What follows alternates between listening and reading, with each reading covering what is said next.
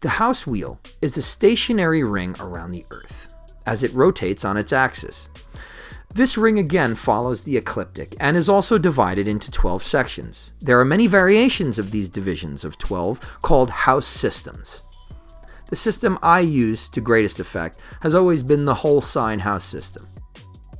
And that is the system used by traditional Hellenistic astrologers. An accurate calculation of the houses depends on the location, date, and time of an event or birth.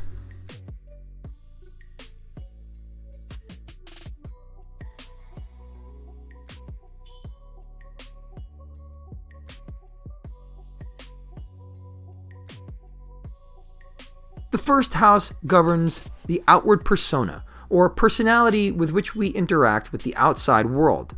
It's how our small e egos choose to project and express themselves. This house signifies the way the world will view us. It's our natural disposition in social situations and represents generally our outlook on life and the beginnings of things.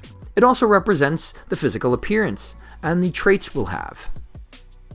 The sign found in this house is known as the ascendant, and therefore the ascendant becomes an extremely important figure in the natal chart. In fact, it's considered one of the big three, along with the sun and moon placements.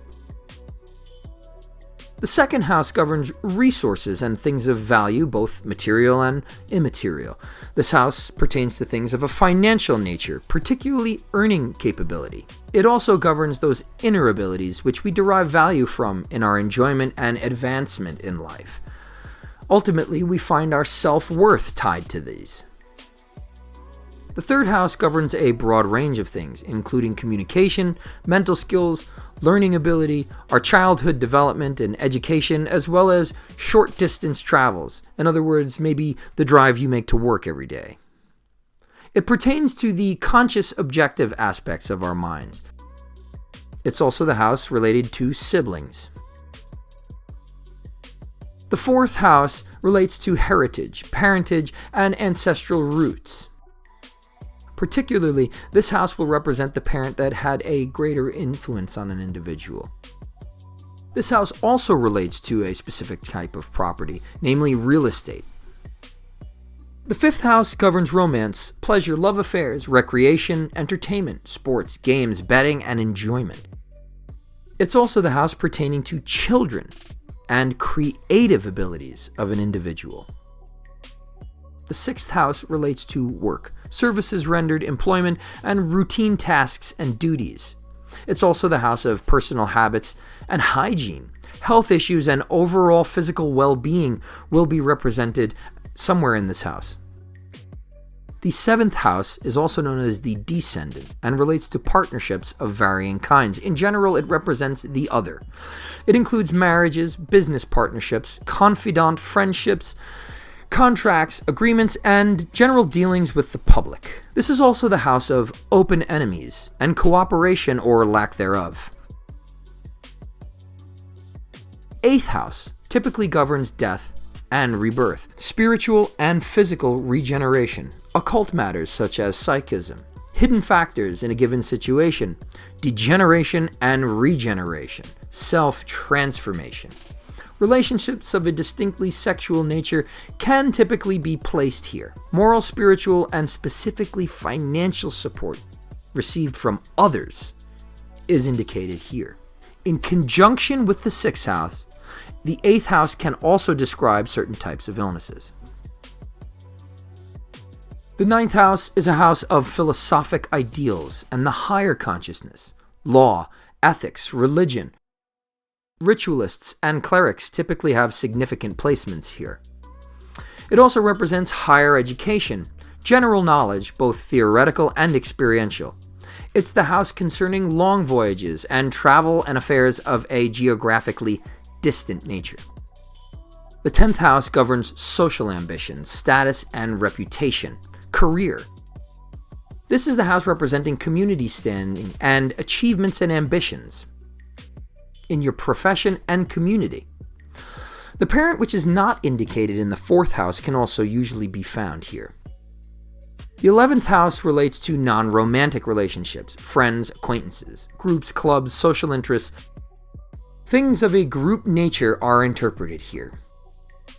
Humanitarian interests and goals will be signified here, as well as one's hopes and wishes. The 12th and final house, the house of mysticism and mystery, the subconscious, dreams, our karmic debts, hidden strengths, dangers and weaknesses, sorrows and self-undoings. This house is also the house of hidden enemies, known as the dustbin of the horoscope, because people tend to hide all their stuff in there. I just want to say quickly regarding the house system debate, there's no reason to go around raining on other people's parade. Tried and true experience will always trump the innumerable theories regarding the best choice of house system. That's why I continue to encourage all of you to research and experiment with different systems if you are so inclined. At the moment, the whole sign house system is most satisfactory in my experience for various reasons. Not the least of which is visual logic and ease of use in terms of computations. There doesn't really seem to be any significant interpretational weakness to it, in my experience. Next, we'll dive into the 7 major aspects.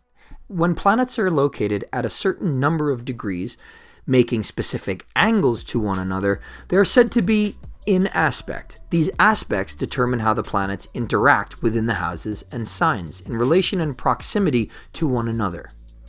It's as if the planets here are having a specific dialogue. This is the 4th and final piece of the astrological components, which should now be coming together to form a holistic picture.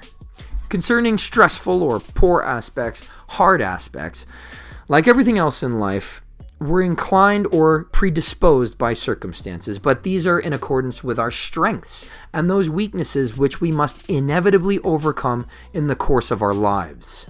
Ultimately, it is our choices which decide how everything turns out. Again, we defer to the adage, Astra inclinant, sed non obligant. The stars incline us, but do not bind us. When 2 or more planets are within a 7-degree orb, as it's called, of one another, they are said to be in conjunction with one another. Sometimes these are all in one sign, and sometimes they are in just adjacent signs. The action of these planets is not usually direct. It can result in either favorable or unfavorable outcomes depending on the natural relationships of the planets and signs involved. This relationship implies intensification, concentration, and an emphasis on whatever planetary energies are present. When 2 or more planets are at 90 degrees or 3 signs apart from one another, they are said to be square. In this aspect, the energies typically clash, trying to win out, dominate one another, gain control over the tension. Rightly understood, these aspects are catalysts and powerful motivators of action and change. The type of challenge presented here varies based on the quadruplicities, or phases. T-squares are formed when 3 planets form 2 right angles to each other. A grand square is when 4 planets are involved, locked into 4 right angles. When planets are 120 degrees or 4 signs apart from one another, they're said to be trine. This aspect allows for easy interaction between the planets involved. Here there's balance, movement, and creativity. A natural flow is present, a free exchange. A grand trine occurs when 3 planets are in trine. This will mean that they are all within the same triplicity or element. Hence there are fire trines, water trines, etc. When planets are 180 degrees from each other, they are said to be in opposition. This is the widest aspect, and is when 2 planets are directly across from one another. This results in an energetic standoff or stalemate. Oppositions represent rival factors in opposition in one's life. If reconciled, they can balance each other out rather nicely, but balance must be found. A keyword specifically for resolving these aspects could be cooperation, a lesser understood aspect occurring when 2 planets are at 150 degrees or 5 signs apart from one another, in conjunct or quincux aspects, do not share any of the same elements, qualities, or polarities. It's very difficult to harmonize these energies, and even more difficult to understand their interactions because of this. This sort of energetic relationship will call for a change in familiar attitudes and routines. An examination of the planets and energies involved will indicate what necessary adjustments should be made. Sextile occurs when two planets are 60 degrees or 2 signs apart. These signs will be of the same elemental polarity, i.e. air and fire, active, or water and earth, receptive. There is a compatibility here or affinity between these energies that results in a blending or integrative cooperation between the planets involved. In order to benefit from them, however, they must be consciously engaged. Semi-sextile occurs when two planets are 30 degrees or 1 sign apart from one another. This creates a kind of mixed quality since it involves planets which are rhythmically or numerically compatible, but which reside in signs of inharmonious natures. These planets will support one another in an external sense, but will not share any deep, lasting inner communication with each other. Though somewhat favorable, this aspect is not traditionally considered to be very strong. Now that we have all these pieces, we can move forward to a very brief introduction on the natal chart. The natal chart or birth chart is the quintessential starting point for any would-be astrologer. It is the most essential schematic for bringing the language of astrology together into one cohesive whole, painting a comprehensive picture of a person's life and character. The natal chart is the proving ground where an astrologer's skills of intuition and interpretation will be practiced together. We'll only be taking a cursory look at it, seeing as how all the major pieces are in place. And the next video of this lecture series will deal exclusively with the natal chart, its construction and delineation. Once again here, we need to reference the maxim, astra inclinant sed non obligant. We are not bound to these influences. We have some aspects of our lives determined, and others we affect by choice. We can transcend these. In fact, certain magical operations and initiatic lineages in general undergo a course of study and praxis in an attempt to do just that. The information essential to calculating the natal chart is the date of birth, the location of birth, and the time of birth, as exactly as they can be obtained. From that information, we can construct an accurate birth chart. Before the advent of computer technology, astrologers constructed the natal chart by hand using a fairly involved form of calculation which required ephemeris tables and house tables, as well as atlases which marked the coordinates of major cities. Now, a comprehensive natal chart can be obtained in minutes from any of a few astrology sites on the internet. My most trusted is AstroSeek. Let it be noted that memory is not a terribly reliable source for information, especially regarding the time of birth. It would be best, if possible, for the subject of the natal chart, or the native as they are called, to obtain an official transcript of birth information. The natal chart forms a locus of relationship between the planets, signs, and houses. These relationships are then further elaborated by the aspects. Some other kinds of astrology are Vedic astrology. Vedic astrology is the astrology of India, and it relies on Sidereal Astrology. Sidereal Astrology bases its calculation on the current coordinates of the constellations as located in the sky, as opposed to the typically Western Tropical Astrology, so called because it is based on tropical coordinates. The tropics are the furthest point the sun travels from our georeferential perspective, marking the furthest points north and south on the ecliptic. These are bounded by the tropics of Cancer and of Capricorn. Sidereal astrology is also used by some Western astrologers and is sometimes expanded to include a 13th zodiacal sign called Ophiuchus. Horary astrology is the astrology of questions. It is predictive in nature. Electional astrology deals with what Hellenistic astrologers called the kairos, or auspicious timing of an event. Mundane astrology is based on the timing of worldly or political events.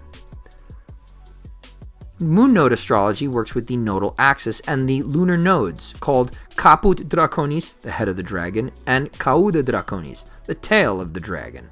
These are the northern and southernmost points where the moon passes the ecliptic. This type of astrology has to do with life's purpose. Here are some activities for further learning. I recommend purchasing an astrological calendar and following the moon phases and transits for the year, day by day. A good Western tropical astrological calendar would be Llewellyn's. For extensive and detailed information regarding Sidereal Astrology, my go-to is the Phoenix Aurelius Research Academy's Astronomological Calendar. This can be helpful for astrological herbalism and alchemy. Construct an online natal chart and interpret it or just read it over. Have a look.